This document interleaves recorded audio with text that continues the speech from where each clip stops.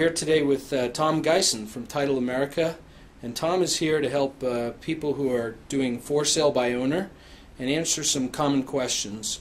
Tom, I was thinking about what questions I would have. Is there anything I need to do to prepare ahead of time for when I get an offer? What am I going to do? Do I get a check from somebody? Do I have to get a cashier's check?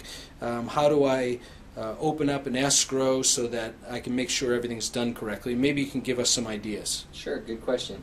First and foremost, I would say that if you're selling your house by yourself, you may want to run kind of a preliminary title search on your property, what's typically called an O&E, so that you as an owner can just verify any and all liens that you think are on your property, and just make sure that what you think is on it is actually on it, and there's no unforeseen extra liens. Could be HOA liens, could be judgments if you had some credit issues, etc. You just want to make sure that all of that stuff is being considered before you put it on the market, because if you set your price and an offer comes in, obviously all those things will have to be dealt with once that offer comes in order to convey clear title and close that transaction.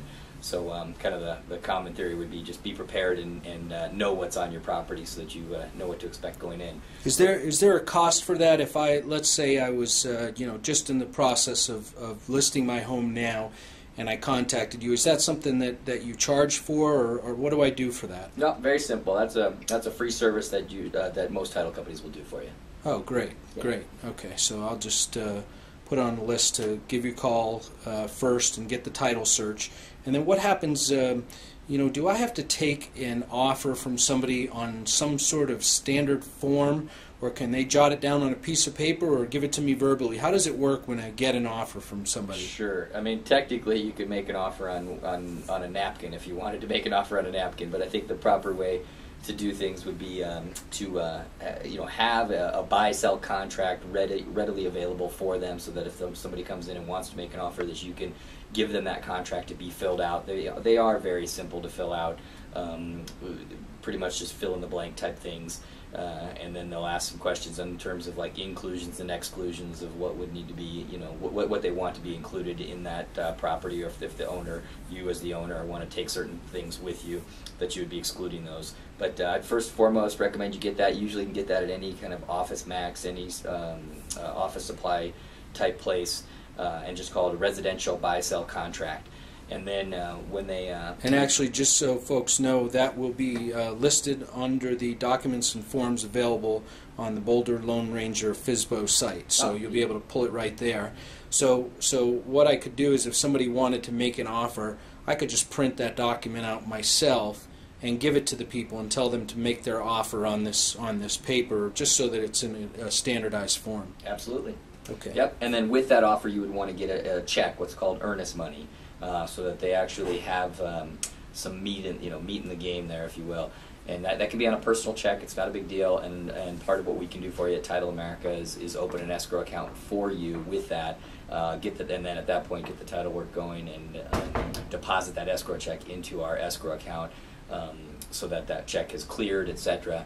And then you'll work towards making that transaction close. That brings up two questions for me. First of all, how much should the earnest money be? Is it some round number, or is it a percentage of the house price? I mean, what's a reasonable amount to take so that I can feel comfortable that somebody has some skin in the game? And then do they get to pick who the title company is, or do I? How does that usually work? Yeah, it's a good question right there. Typically in Colorado, the tradition is that the seller does pick the title company because the seller is paying for the title insurance premium. The owner's policy is what it is. That said, there will be some times where buyers will, mandate, or not, I shouldn't say mandate, but try and select their title company, because if they ultimately are the insured, if that makes sense. And so if they have a relationship with a title company and want to have that contact there just in case something goes south, they are the actual insured on that policy. So the tradition is that the seller does it, and that's 99% of the way that we see it, but occasionally we will see that someone will write in the contract that they would like it to go to a specific title company. And what about the dollar amount? The dollar amount's a good question. I actually do not know if there's what the percentage would be, but I would say maybe it's 2.5% to 3%, something like that is what I would say. If you're looking at a $100,000 deal, you're probably seeing earnest money of $2,500. you know, a couple $100,000 deal, you've probably seen it more like $5,000. Okay, great. That's very helpful. And tell me, once the escrow is opened and you have that earnest check, what do you do and what do I need to do as a for sale by owner person as my next step? So how do we get from the beginning there of opening escrow to where we actually have a closing? Yeah, good point, good question. So a couple things that'll happen, and fortunately, you know what, we can handle a lot of this for you. What'll happen is as soon as we get that contract in, we will open up what's called a title commitment, basically similar to like a title insurance binder, if you will. And we'll search the chain of title, much like we did on that preliminary title search that you may have called in for before you listed your before you you know, really listed it for sale, I should say. What we will do is then run a chain of title search on that property. We will search both your name as the seller, and we will also search the buyer's name and really determine if there's any liens of record on the property, on the seller's side that's been attached to the property, and then search both names as well, because it's important for us to know if there's any bankruptcies or judgments, etc. And we will put all that together in a piece of paper and issue that out to yourself as the seller, as well to the buyer, and then also to the lender.